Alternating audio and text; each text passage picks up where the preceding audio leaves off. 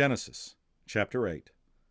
But God remembered Noah and all the beasts and all the livestock that were with him in the ark.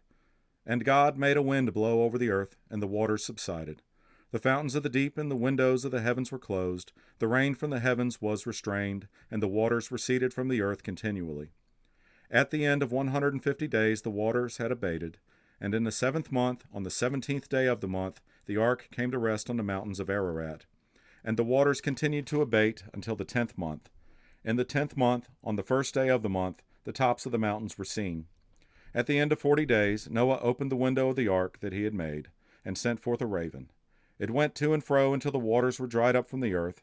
Then he sent forth a dove from him to see if the waters had subsided from the face of the ground. But the dove found no place to set her foot, and she returned to him to the ark, for the waters were still on the face of the whole earth.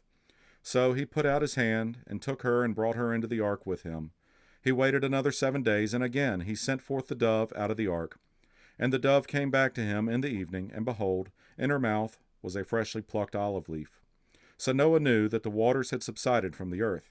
Then he waited another 7 days, and sent forth the dove, and she did not return to him any more. In the 601st year, in the 1st month, the 1st day of the month, the waters were dried from off the earth. And Noah removed the covering of the ark and looked, and behold, the face of the ground was dry. In the 2nd month, on the 27th day of the month, the earth had dried out. Then God said to Noah, "Go out from the ark, you and your wife and your sons wives with you. Bring out with you every living thing that is with you of all flesh, birds and animals, and every creeping thing that creeps on the earth, that they may swarm on the earth and be fruitful and multiply on the earth." So Noah went out, and his sons, and his wife, and his sons' wives with him. Every beast, every creeping thing, and every bird, everything that moves on the earth, went out by families from the ark.